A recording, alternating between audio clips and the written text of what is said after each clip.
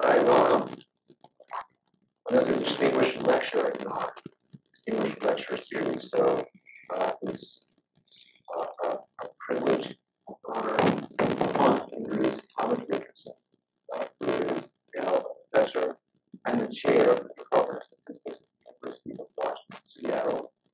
He's also an adjunct professor in the departments of economics and electrical engineering. And I think you are still the director of the Center for Physics and Social Sciences. Yes, I told you about the director. Okay, so it's not really worth much.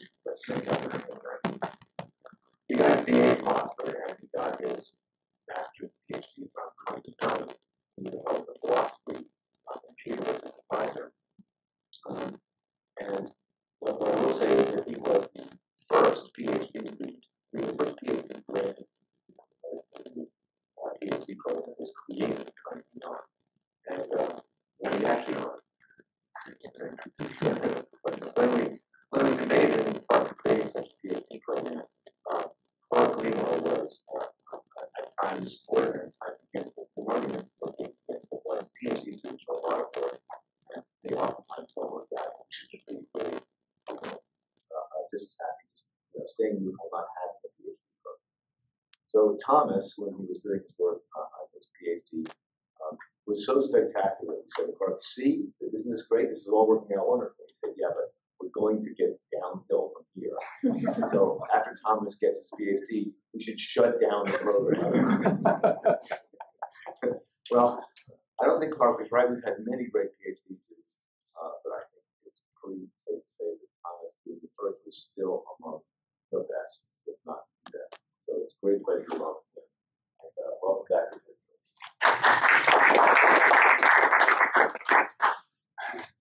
Well, it's a great pleasure to be here.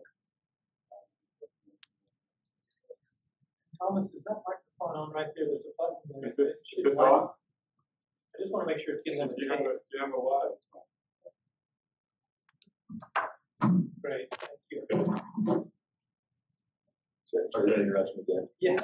Start over. So does this go forward and back?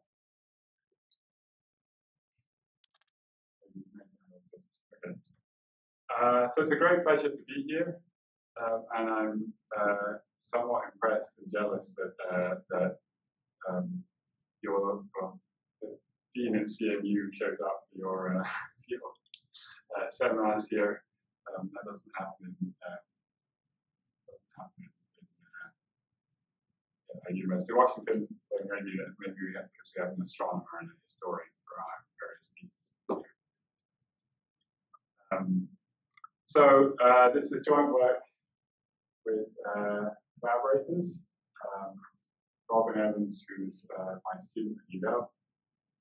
Jamie Robbins, who first got to know when I was a PhD student here, who come and tell us that causation is completely impossible. And then he shifted to doing stand-up comedy about our joint research, and then he decided to become a fellow traveler and then a believer.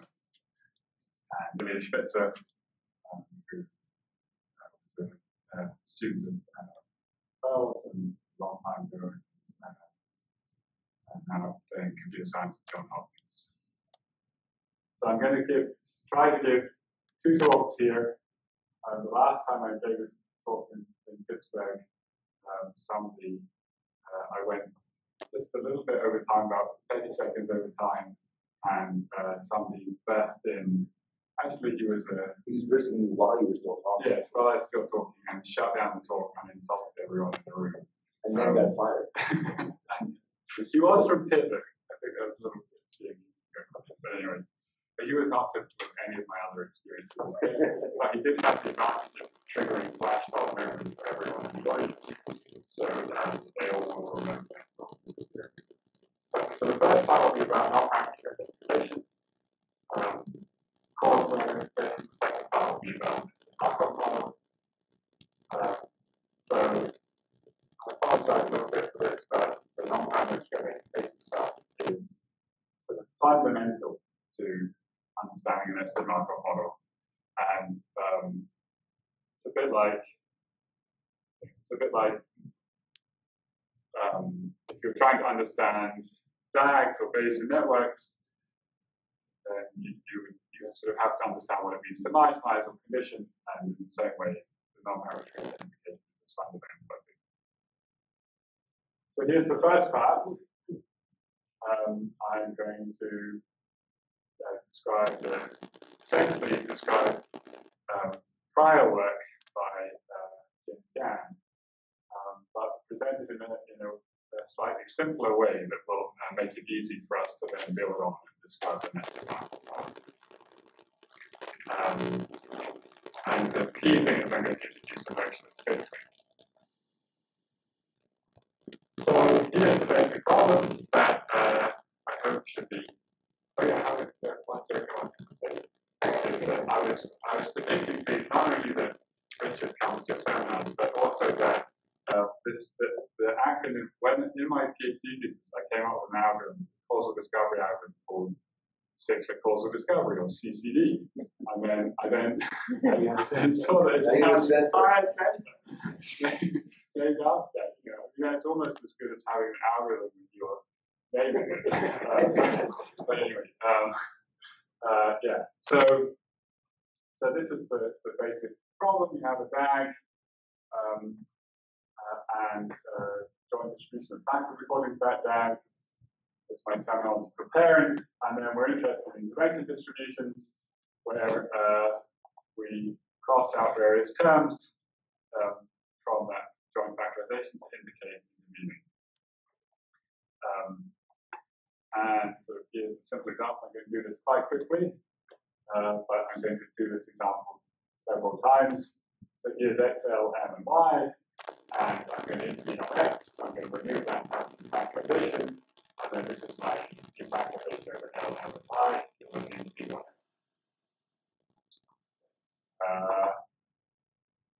So if it turns out that I'm not interested in all the variables, maybe I'm only interested in y, then that's not a problem. I just sum over L and M, and you get the distribution for y given 2x. This is the G computation formula of Robbins, or also the formula for the manipulated density in Sperting's et al. 1993. A key thing I want you to notice that any question that you ask me about the dimension distribution has this form. It is a product of things before B, parents B, and then sum. Okay, so here's my example. So I complex L and M, and I just sum it down. Okay, and the issue here is that it's not equal to P and Y dimension, because there's no product. As we can see, this is just explaining that people who have come across this before, assuming everyone has.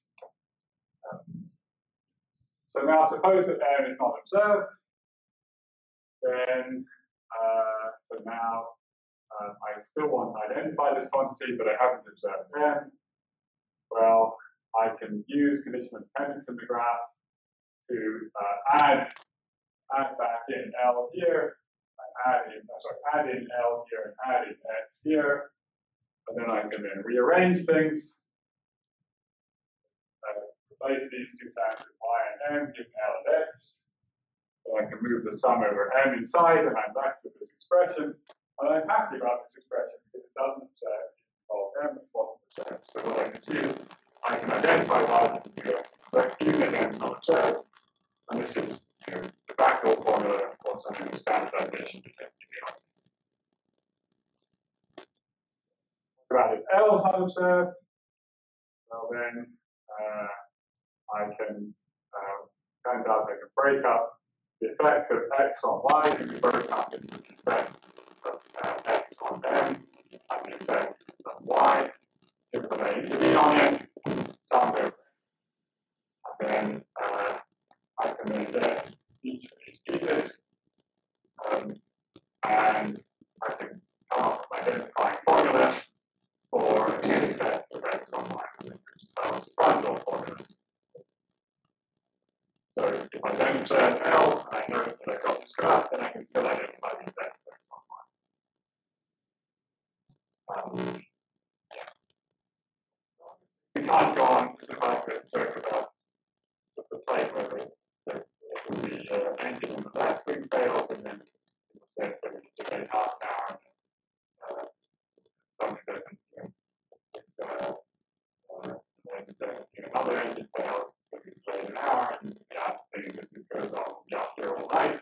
Well, not going to work. If both then really we're not going to be able to identify the defects online. It's not how much more.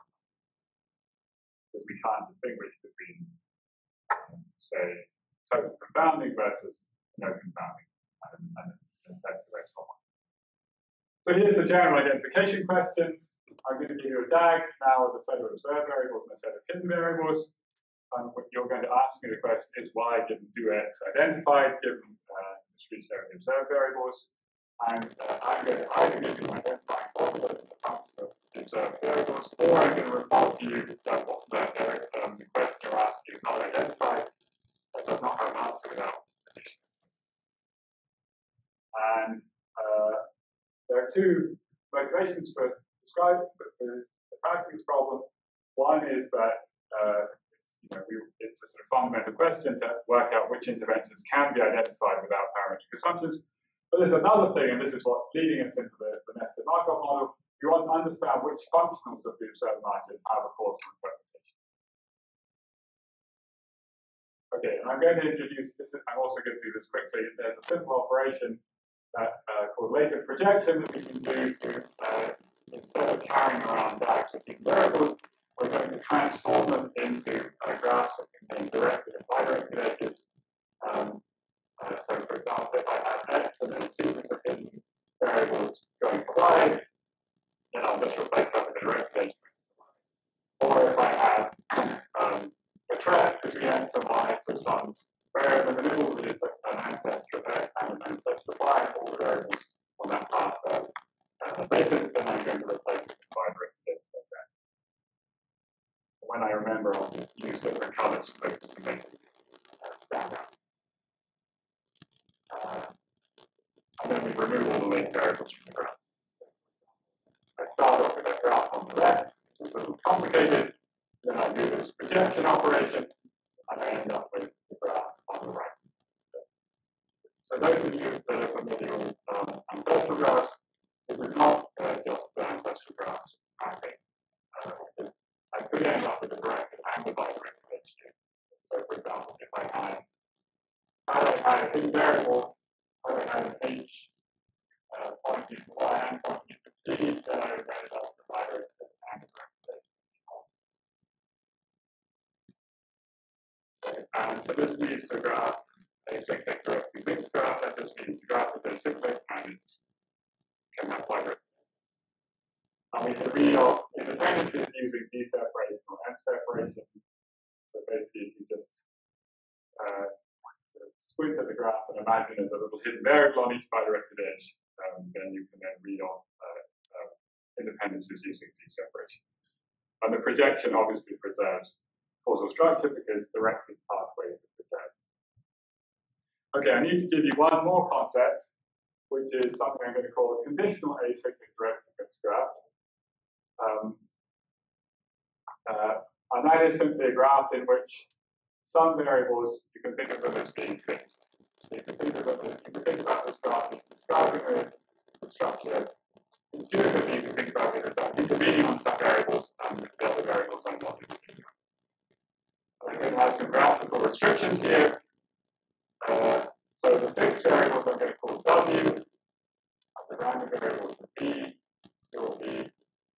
I'm going to show the fixed variables as squares. And I'm going to have some restrictions, so there are going to be no edges between the fixed variables. And there can be edges from the fixed variables into the remaining random variables, but they have to be directed from the fixed variables to the random variables. The word conditional here is in inverted commas because they're not going to necessarily represent the ordinary conditional distribution. For the same reason, correlation is not causation. So in this graph down here, A1 is 0, W, and L1 and Y are the random variables. Okay, ancestors and descendants, I'm going to use the notion of ancestor and descendant just as usual.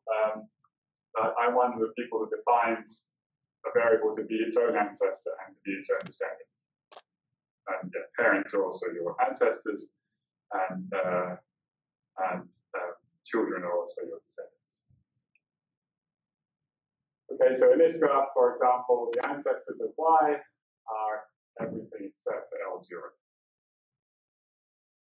A little bit more terminology. I'm going to talk about the district of a graph, which will be max or sets connected by logarithm edges. So here, the district 1 and 2, one district, 3 and 4 is another district, 5 is a third. When I have fixed vertices do not occur in districts. Districts are a partition just of the random vertices. So why are districts important? Districts are important because if you go back to the original DAG, so here's the DAG, project the graph on the left. Then here I'm summing over the late variables u and v, and I've colored the terms there corresponding to the district. The key point is I can push in the sums over the hidden variables so that the sums over hidden variables, so I can factorize into a product of terms corresponding. So the red piece here becomes this, which I think now because I'm summing over you I can think about this as a distribution over x1, x2. Not in general, maybe it's not distribution over x1.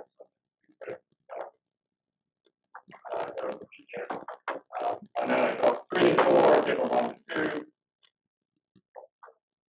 and 5. So, and I'm going to call these things terms. Call them terms because if you sum over these arguments, then you'll sum to 1.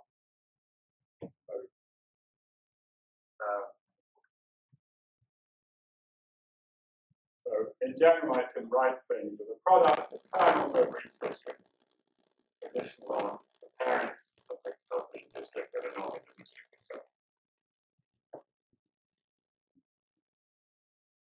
And these also can have a similar notion called C components. So this is a comment. There's no ordering on vertices such that the parents of the district receive every vertex. So we know that so there are graphs called chain graphs where people sort of allow blocks and then we put a tag structure on the blocks. The districts you can't do that. You can see here I can have this graph. There's no way to order the districts so that the edges between districts follow the tag structure. Okay, a little bit of notation, so I'm going to use this G or B to make this district containing that contains V. So and only random variables are districts. So in the example we've got here, the district for Y is Y, L0, L1. See that it's following the red edges. The district for A1 is A1. And I'll use P and G to indicate the set of districts in the graph. So the set of districts partitions the random variables. Okay, so now I've got everything. I can now use Jan's ID algorithm. So this is not the way that Jan formulates his algorithm, but it's the same ideas as Jan's algorithm, just described in slightly more graphical terms. So Jan's algorithm has 2 steps. The first step is to re-express the query. So you come to me, remember, you're going to come and ask me, how do I identify why did do X given this DAG within variables? So the first step is going to be to re-express that query as a sum of products of independent distributions of districts intervening on parents of the district and not district. So what we've done is decompose our original intervention questions into a series of other intervention questions. And then the second step will be to check whether each of these terms is identified. This is clearly sufficient for identifiability. So if I can show that this is equal to this, and then all of these pieces are identified, then obviously we're good. But results of this, and also by Markov show that in fact this is also necessary. So if you can't do this, then it's not identified. Okay, so I'm going to break down our theory into intervention distribution of district, and then I'm going to give you an algorithm, a very simple algorithm, to check whether each one of these terms is identified. How do I do this decomposition? Well, the query you asked me is, you said, intervene on X, can I get the distribution over Y? So what I'm going to do is I'm going to form a graph in which I cut all the edges into X. X here could be a set. And then having cut edges into X, I'm then going to take the ancestors of Y in that graph where I cut the edges into X. So these, those will be the vertices that lie on directed paths between X and Y after cutting the edges into X. And I'm going to call T that set of vertices. And then I'm going to let G star be just essentially the induced subgraph obtained by removing the vertices that are not in T. So conceptually, you think, here's Y, I'm intervening on X, okay, I cut the edges into X, and now I want to find the effect of X on Y. Well, I have to work out the distribution of the effect of X on all the things on pathways from X to Y. And I throw away everything else. So T is the thing that conceptually I'm going to sum out everything in T that's not in Y. And then if I can get the effect of X on T, then I just sum out the things in T that are not in Y. And then I'm then going to find the districts in this graph G star. And that's going to give me my decomposition. This is saying what I said. So over here, this product here gives me the intervention distribution of X on all of the things in T, and then I'm just summing out the things from T that are not in Y. Okay, so here's an example. Here's the frontal graph that we looked at before. If I'm intervening on X, then one of the variables that lie on the pathway from X to Y is M. The districts in T minus X has been fixed. The districts are M and Y. So I then get, here's my decomposition, which we saw earlier. M didn't do X, Y didn't do N, summed over M. Here's another example. This is the Jamie Robins sequentially randomized trial. I randomize A0, I observe L1, I then randomize A1, condition on A0 and L1, and then I get find out on Y. And I'm allowing confounding between L1 and Y. And I want to find the joint effect of A0 and A1 on Y. Here's my graph. I cut edges into A0 and A1. That gives me this graph. And then I then take the ancestors of Y. L1 is not an ancestor of Y, so it goes away. And then I'm just left with one guy that's my distribution. So decomposition is trivial. Okay, so that's step A. Step B is I want to find out if this is identified. So I want to find out whether each of these terms, the intervention distribution on the district, intervening on the parents of the district that are not in the district, is identified. How am I going to do that? I'm going to do that via a sequential procedure. What I'm going to do is I'm going to find an ordering of all of the observed variables that are not in my district.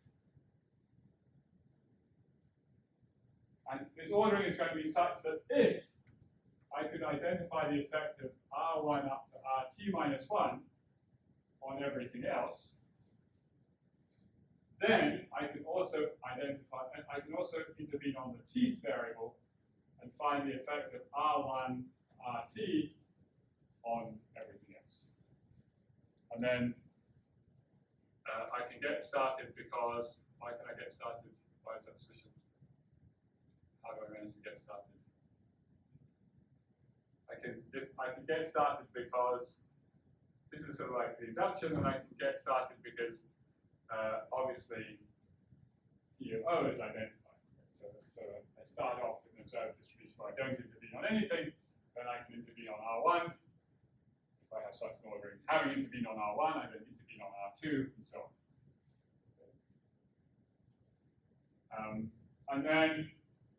So then once I've got this guy, right, so now this piece here is just D, because I've intervened on everything else, and then just clause loop will then follow that I'm then getting intervention distribution on D, given its parents that are not in D, because everything else is just discrete. All the other variables do not have any effect on D when I intervene on its parents.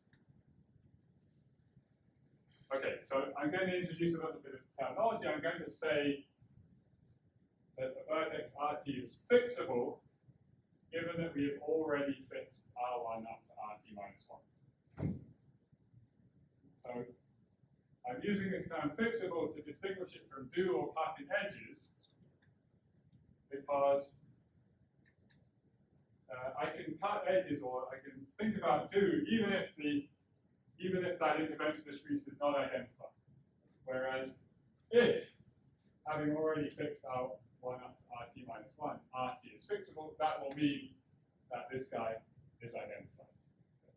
So a fixable sequence preserves identification. So there are two things I still owe you.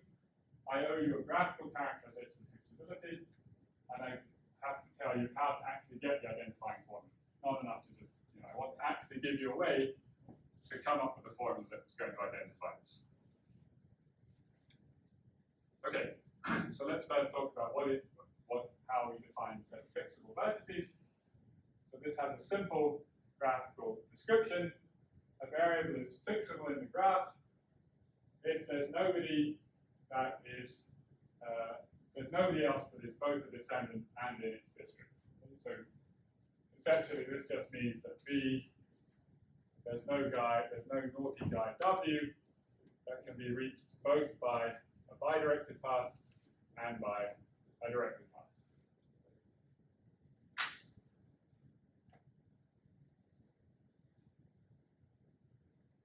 Okay, note that the set of fixable vertices is a subset of V, and it's going to contain at least one vertex from each district in G. Because you just think about district, if you find some guy he's not fixable, then you can take his descendant, and then if his descendant is, if he's not fixable, then he has some descendant in his district. You can go to that guy, and you can keep doing that until eventually you hit some guy in the district that has no more descendants. So let's do our examples.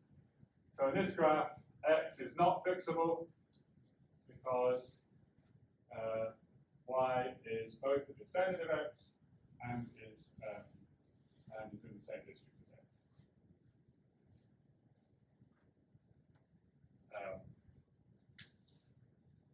But M and Y are fixable.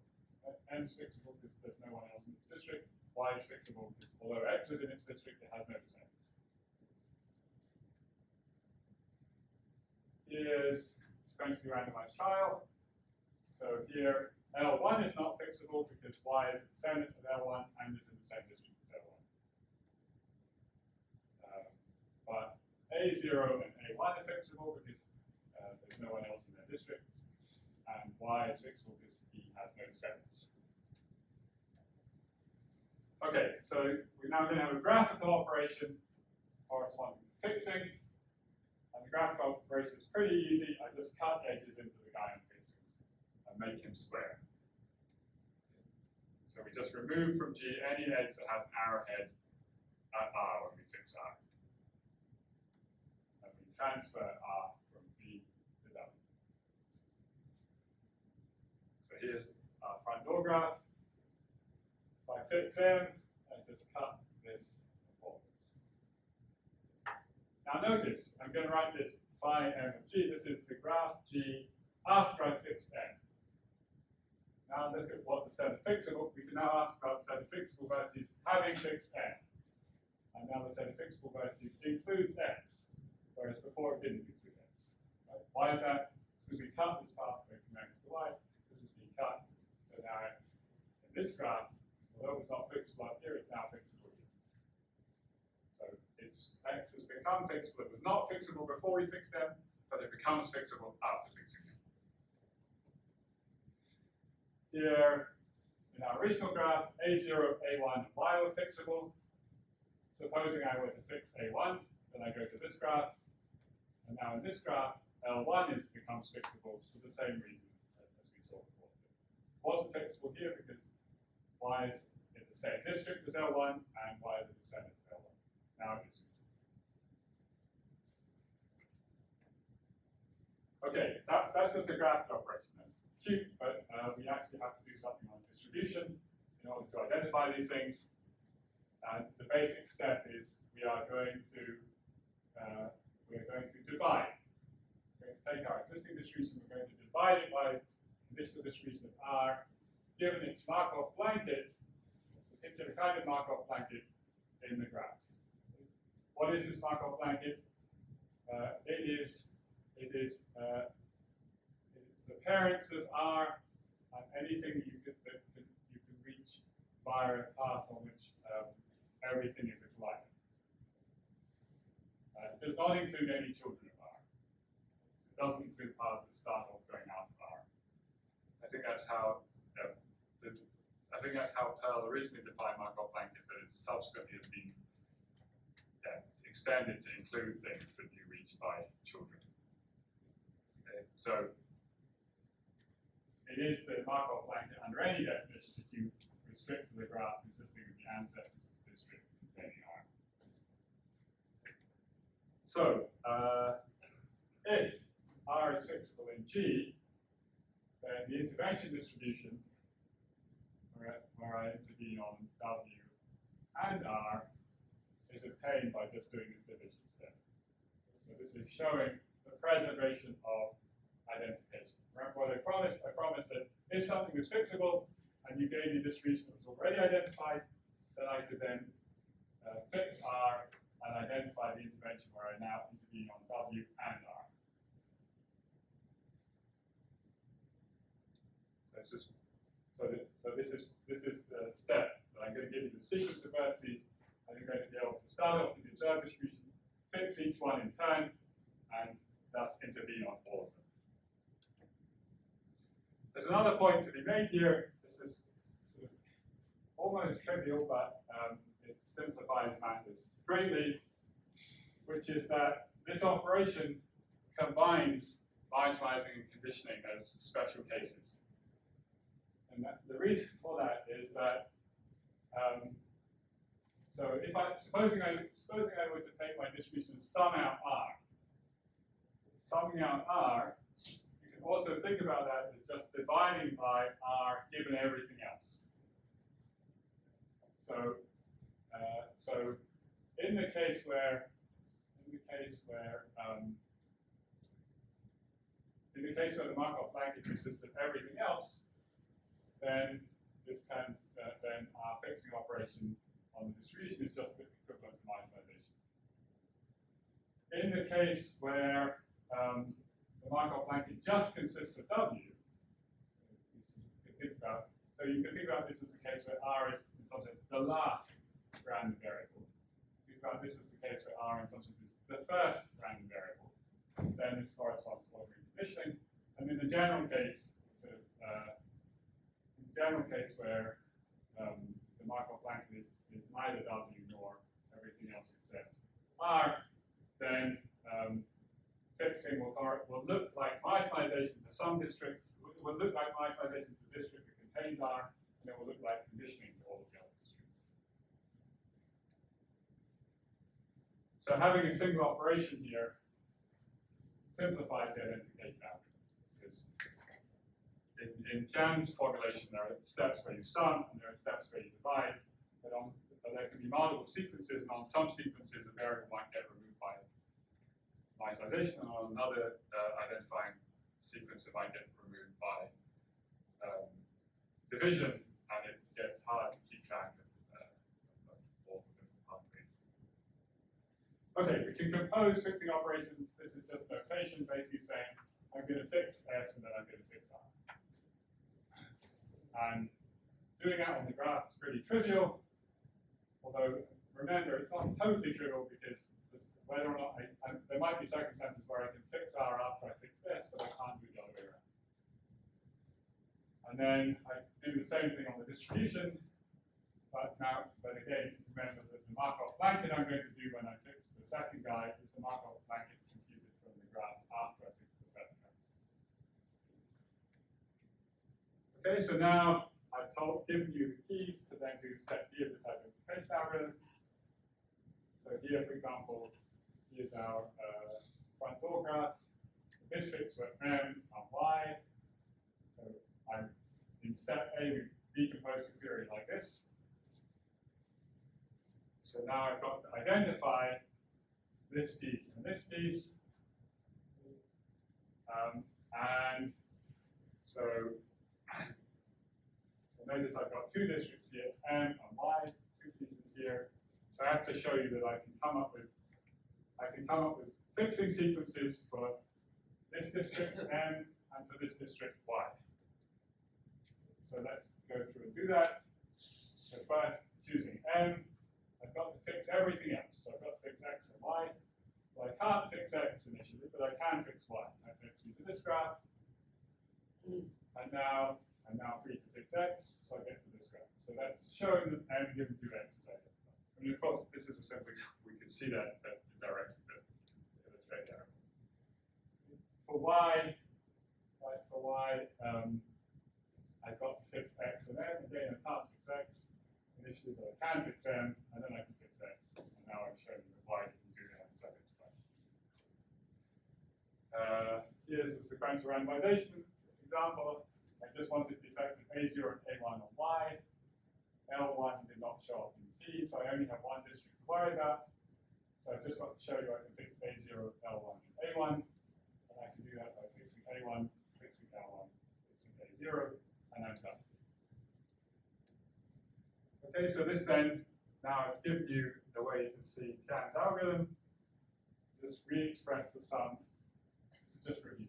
Re-express the query as the sum of products over intervention distributions of districts. Check whether each term is identified, and you just do that by iteratively finding a vertex that's fixable. And if there's no such vertex, then so if there's no way so you can greedily find the sequence for a reason that I'll come to in a second. But if there is no such sequence, then this is not identified.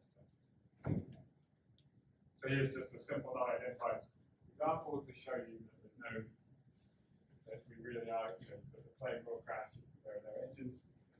That if I want to get the effect of X on Y, here there's one district, which is just Y. This is the graph G star that I would have, but I can't get off the ground because I can't fix X or L, so I'm stuck. Okay, so now you've got the idea of fixing, we can get the idea of reachable. So we'll say that a CADMG where I fix W is reachable from starting from this graph if there's some ordering of the vertices in W such that I can fix them. So just go through and fix each one in turn. So I fix W1 and then I fix W2 and so on. Okay. Something that you might immediately notice here is there might exist multiple sequences that fix a set W. And this is one thing which was very hard to see without combining mycetization, the mycetization operation and the intervention operation, that in fact they all result in both the same graph and distribution. So if I've got a graph, and R and S are both fixable in G. So this is not the case where I can only fix R after I fix S. Both of them are fixable. And if I've got some distribution that's Markov with respect to G, so this obeys the condition that d-separation relations in G. And further, when I fix R, the new distribution is Markov with respect to the distribution where I fix the graph where I fix R. And when I fix S, the distribution is Markov with respect to the distribution where I fix S. And these are things that would hold. These are things that would hold true if we started off with a bag of invariants. But we're going to use the result more generally. So this, the first line here is sort of pretty obvious. If I just cut edges into R and then I cut edges into S, I get the same graph as if I cut edges into S and cut edges into R. The second line is not so obvious. Then I'm going to get the same distribution out when I fix S and then fix R, or if I fix R and then I fix S. So consequently, if this graph is reachable starting from here, then both the graph and this are uniquely defined. So I don't have to worry about which sequence I took to get there. Okay. One last, you have this established already. So it's useful. You can we want to be able to talk about the districts that arise in graphs that are reachable, and that we call those intrinsic. The reason for using this terminology is that I can think about intervening on any set of variables I care. I'm interested in. I can talk about intervening on. I can talk about, even in a hopeless example like this, I can think about intervening on X, and I can think about the districts that result when I intervene on X. But that district is not the effect of X on L and Y is not identified. So we want to be able to distinguish those districts for which it's the case that the effect of intervening on the parents of that district, the non-end district, is identified. And we call those intrinsic. And we call them intrinsic for the following reason. So the details of this theorem are not, don't worry about the notation here. The key point is just on the left, we have the answer to the query that you came to me with. DAG with hidden variables, I intervene on A, and I want the effect on Y. On the right, I have a formula, and the formula is the sum over a product, the product over districts, and all of those districts are intrinsic. So these pieces here, which are intervention distributions where I intervene on, I get the effect on the district, intervene on everything else, they are atomic pieces in the sense that every intervention query can be expressed as the sum or product of those pieces. So this is generalizing. Remember, way back at the beginning, when we had a DAG without hidden variables, every intervention distribution could be expressed as a sum or product of each variable, of the effect of each, the parents on each variable. Now we've just replaced variable there by intrinsic set, and we've got the same result. So yes, that's that. So these guys, for intrinsic D, play the same role as these guys in the simple footage case. Okay, part one. I've got 10 minutes left to describe this. We'll see how far we can. Like that is coming in 5 minutes. Mr. Professor Kafka. Okay. Okay. So far we've shown how to estimate dimensional distributions separately, but there's no guarantee these estimates are coherent. So if I just plug in empirical distributions into these different formulae, I could end up with a bunch of estimates, and then somebody went away really carefully and thought about them and say, well, wait, there is no joint distribution that's compacted with all these different estimates. We also have the problem that, from a statistical perspective, it's great to know that something's identified, but we might expect that some formulae are more efficient than others. So, if I've got this, should I use the front door? Should I use the back door? Does it matter? We can test constraints separately, but we don't have a way. Actually, I'll get that. I don't think I'll talk about that yet. So we would like to have a way to test the model corresponding to these mixed graphs. If we can, it would be really nice if we get a smooth parameterization, because then we would get nice asymptotics. Okay, so let's talk about how we're getting constraints. So basically the idea is just this reachability idea. So remember I started off with the observed item from the DAG, the weights, and the key point is that if I could fix R, then the new distribution that I got obeys the Markov property for the new graph that I got. And that can be iterated as well.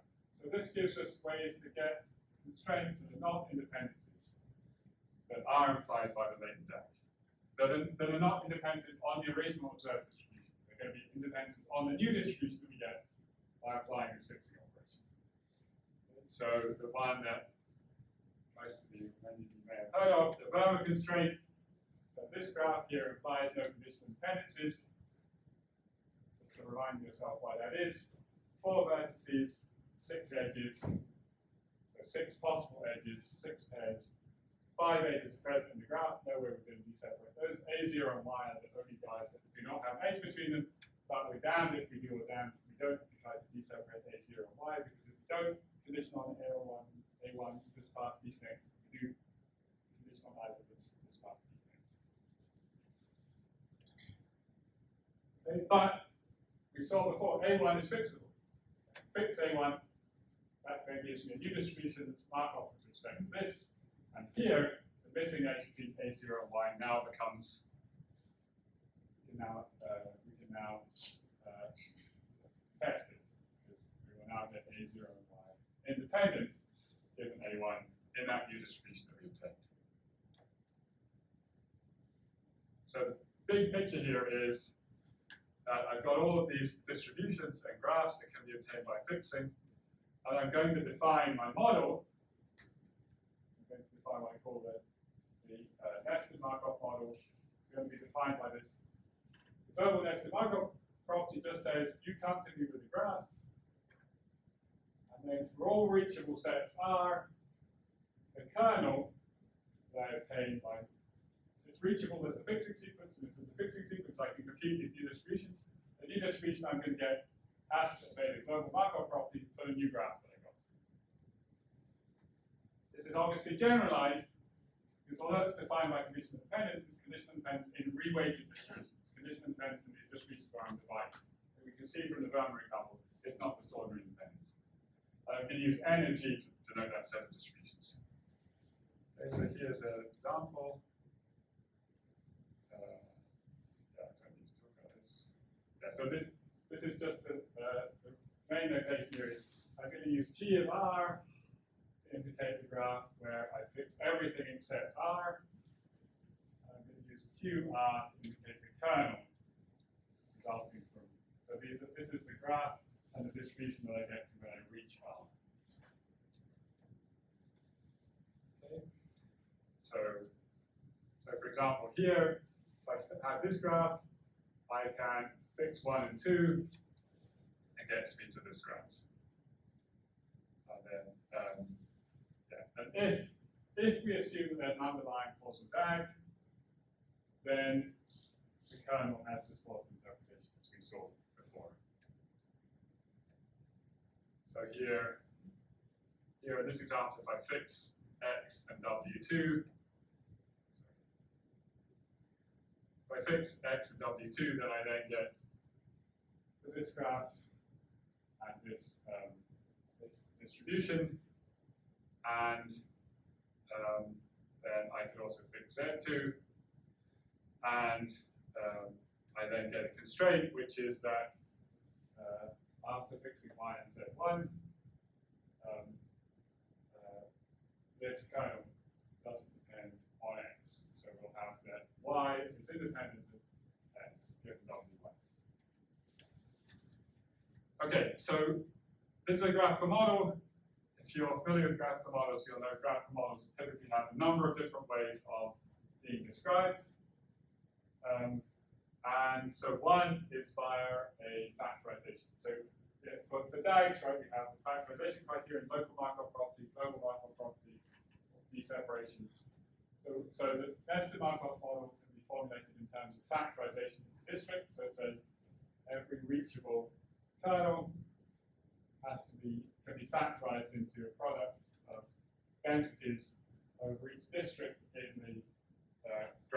reach. It can also be expressed as a, this is the global Markov property that just says M separation in the reachable graph implies independence in the reachable curve.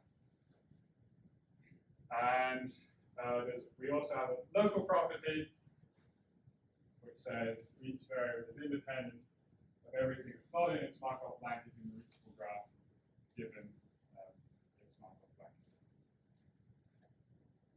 Okay, we can get finer factorization. So that factorization I just showed you is in terms of districts. It turns out for some purposes we have to have an even finer factorization. So here, so in this example, right, 1, 2, 3, 4 forms a single district, but we can actually factorize the joint distribution into x1, x2, and then x3, x4, given x1 and x2. And so one more definition. Given a district, we can look at the guys in the district that have no children. And that set forms what we call the head of the district.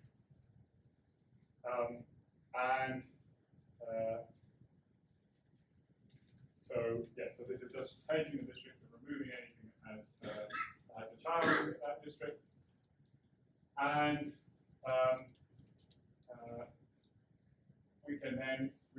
this allows us to then recursively decompose districts. So we can get a finer factorization, but such as the one that we just saw.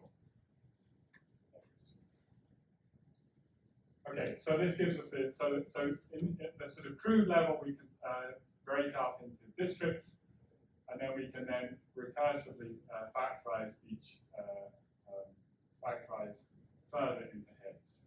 So we have a finer factorization that says that each reachable set can be expressed as a product of kernels of each head given its tail. The tail is everything else that is in the district that's not in the head. So here, if I take this graph, here, if my intrinsic set is 3, 4, 5, 6, which guys have, right, this is a district, which guys have no children, 5 and 6 have no children. So I get 5 and 6 is the head, 1, 2, 3, 4 is the tail. If I take 3 and 4 as my intrinsic set, so I can fix 5 and 6, then I'll then get the head will be 3 and 4 and the tail will be 1 and 2.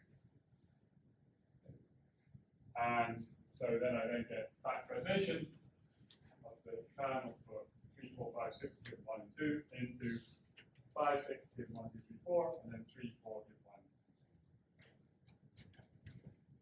1. If I'll skip this. Just more examples. So this then lets us have a parameterization. So what is parameterization? It's just this is in the discrete case. I'm going to give you a set of numbers, and if you those numbers index all the distributions in our model, and we want it to be smooth. So here's how the parameterization works. We define our parameters. Our parameters are just the probability that everything in the head is 0, given all possible values of things in the tail. And then, having done that, we can then express our the distribution over our observed variables and the distribution over any reachable distribution via this obvious expression, this alternating sign. Now we're out of time here, so I will. Yeah, so this is an example of computing this. Some more examples. This means now we have a parameterization, so we can do these things. We can, in principle, estimate all the causal effects at once, and we can do likelihood ratio tests. We could compute the IC score, and we know we have well-defined dimension, which wouldn't hold if we were fitting a late variable model. We can apply regular statistical theory. Model search. Since we're doing this is the Center for Causal Discovery, well, we could use greedy edge replacement for a score-based approach. We don't have any equivalent of the PCR before that's the model. We could use the FCI algorithm to get ourselves started. The FCI algorithm fits the ordinary Markov model associated with an APM. It doesn't fit these additional constraints. In general, that's going to be a supermodel for an nested model. So open problems are nested Markov equivalence, constraint-based search, and Gaussian parameterization. One more thing. You might think, well, this is nice, but could we have a super nested Markov property? Could we have a Markov property that's even further refined? And the answer is no and yes. No, in the sense that the constraints implied by nested Markov model are algebraically equivalent to the causal model of many variables, at least in the region, in a certain region. So we know that we've got all of the algebraic constraints. So there are no other equality constraints that could be found in general. No non-parametric constraints. So they're of the same dimension. However, there can be inequality constraints. That's why I'm saying. So it depends what the game is. If our game is that we just want to have things that look like independencies, so our equalities, then we can't do any better. But there could be inequalities, like the instrumental variable inequalities, or the Bell inequalities, SH inequalities. And that could be a problem because it means that if I fit my model, I could end up fitting a causal model. I could end up with these estimates of these causal parameters that violates one of these inequalities. Asymptotically, that's not going to happen. Asymptotically, I can get maximized with estimate for all of the causal parameters at once. So here's a big picture. Last thing to see. So think about this as here are all distributions. This is the model we'd really like to get to. This is this little curve corresponding to the latent variable model. This is what we get if we just use, say, independence. And then the nested model is then this. So it's of the right dimension, but it has there are these inequality constraints that we are ignoring.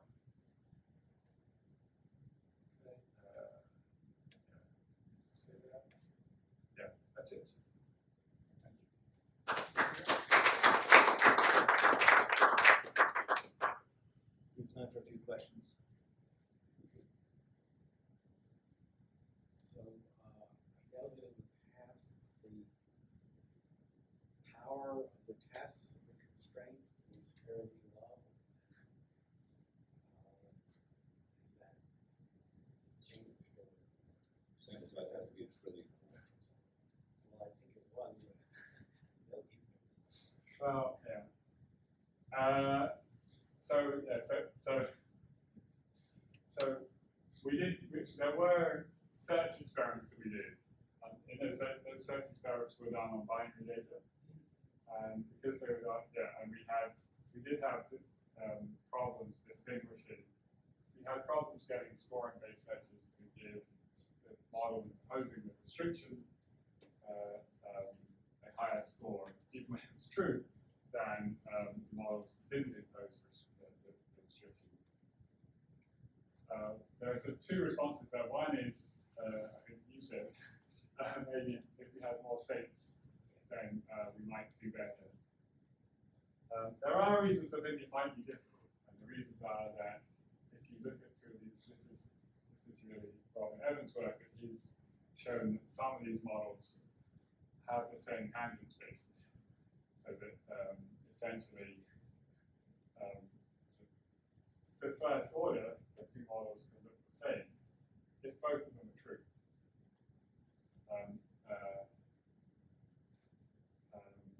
And then a second response we had, which is in some ways more practical, was we also came up with, so this same problem we were talking about actually earlier, the same problem exists for DAG sets, right? And there are these results that people showed, just simple DAG sets where people said, people have these results, I'm slightly paraphrasing them here, but they sort of said things like, if you use this score and your sample size is less than 300, then I know, and your variables are binary or something, then I know you're not going to find any variable has more than 2 parents. Okay? And so a statistical response to that problem, right, one response to that problem would be, well, that's really happening because you're putting down these distributions for the variable given its parents that include all interactions. So once you have the variable in 3 parents, then suddenly, now I'm in the business of having to specify 8 parameters. And so, what would we do? Well, you would do logistical regression or something like that and not have all the interactions. So in order to give the mixed graph models a fighting chance, we came up with a log linear parameterization where you could throw out higher order terms. And we also did some simulations that suggested that, so something that has to be kept in mind is the reason these models have got so many parameters is because in the discrete case, that's a bit difficult in the discrete case, because you can have circumstances, say, where you have a long chain, and then the hidden variables in the middle start to have larger and larger and larger state spaces. So even though all these things are binary, in principle, you could have a model where the state spaces for the things in the middle get very, very big.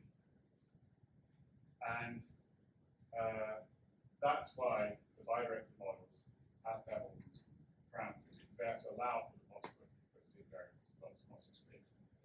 And those hidden variables represent lots of different variables that are aggregated into some one guy. That's not too involved. Yeah, although then why would they be independent? But I mean, that's but if they're all binary, say, if they're all binary, then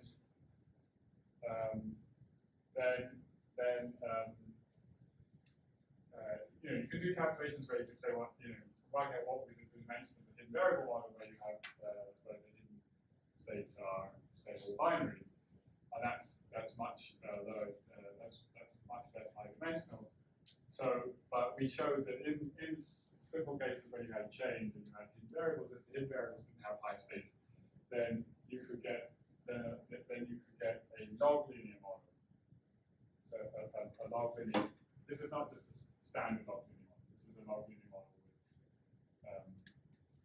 with where the parameters are odds ratios from different margins, conditional odds ratios from different margins. Then you could get a model that fitted pretty well that didn't have lots of the higher order interactions. So that's the second approach to try to discount some no. But when it's linear, for example, yeah. how is it? Well, we don't have the parameterization yet. So the linear parameterization isn't simple, or it may be simple, but I think, I don't think we should be that complicated. It's just the paper that laid out this theory. So yeah, where is it? This paper, yeah. So it took us a long time to write the paper. This line, there's another thing here which is funny that there's a little bit, there's a Benjamin Button aspect of this whole story, which is that, so, here's a sort of brief history of some bits of causal modeling as I see them, so I came to graduate school, the FCI algorithm existed, great, we've got this constraint-based algorithm that can find values within variables, but, it would be nice if we could have a score. So I then spent a long time coming up with understanding Markov property, coming up with factorization, coming up with a parameterization in the Gaussian case, coming up with a parameterization in the discrete case, so we could get the BIC score out from there. When I got to the point where I understood how to parameterize the discrete model, I then thought, these, actually I think I could do this general nested model much more simply.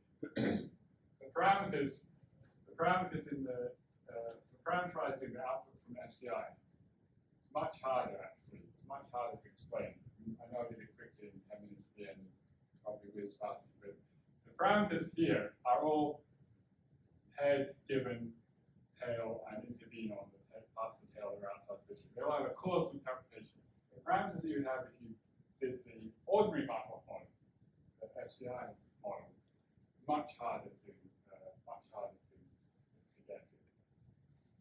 So now sort of history is reversed. We now have the situation where for the nested Markov model, we can compute a score, at least for the discrete data. I can compute a score. The score might be the same. So it might not be a good score, but I can compute a score for you. I do have a well-defined model. And now all the other bits that we had so constraint-based sets, equivalence, you understand equivalence. It's just like having to, that's why I said it's like Benjamin Button. We ran time forwards, we have to do all these things backwards. So, from the perspective of FCI, we're all, having got FCI, it was all fairly straightforward. So now, and there are real difficulties in the sense that you have to worry about the fact you might have two graphs, and you might do a division operation in this graph that has a causal interpretation, and then in the context of another graph, you could do the same division operation where it doesn't have a causal interpretation and still get to a distribution that has some Markov property. And that's sort of the starting point. That's what makes it harder to figure it out. That's the difference.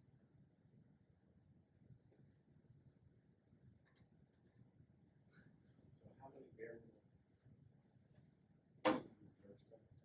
So they have split it up actually. So it is interesting. I don't know the exact answer to that. It's not up at 100 currently. It's like it's still below 10. But they have got the fitting. I haven't mentioned that. There's an iterative fitting algorithm that's necessary inside the to do with maximum likelihood estimation, and that part needs to be the bottleneck. Yeah, so that also means that we have a way to empirically find out what the two graphs are nested Markov equivalent. So if you give me two graphs and then ask me how they nested Markov equivalent, I just say generate some arbitrary data, and then we'll fit them, and then if I get the same likelihood score, then they are equivalent. So we can by brute force computation find out the graphs.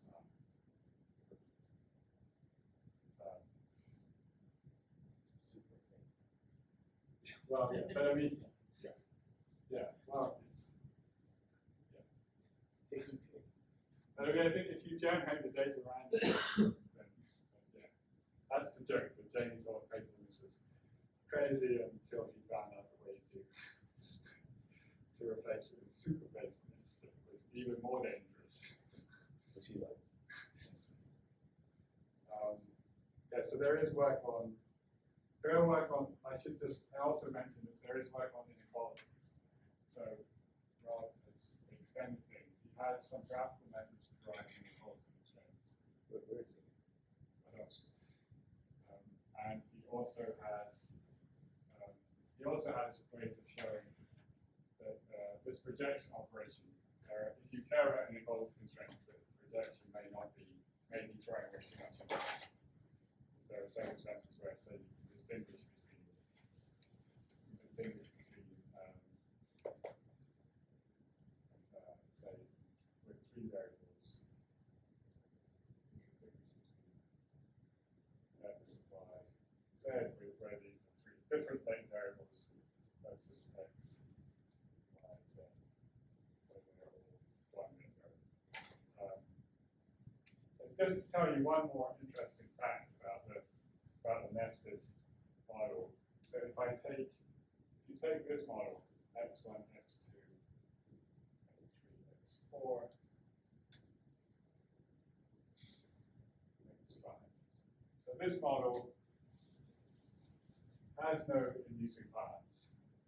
And you look at it and you would think, okay, what's the nested model got to add here? There's no inducing paths here.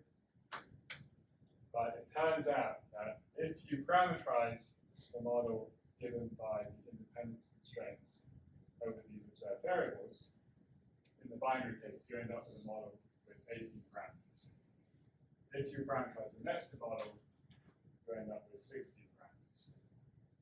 For a long time, I thought, how is that possible? But the reason is that even though it doesn't imply, the reason is that even though you don't get to remove an extra edge, when I cut this, when I go to the graph where I do this, then I have x1 jointly independent of x5 and x4 given x3. And that independence in that distribution means I get a lower dimension. So you can get restrictions that don't let you infer that an edge shouldn't have been there, but are implied by the value of the variables. So there is some. Sorry, that's wrong.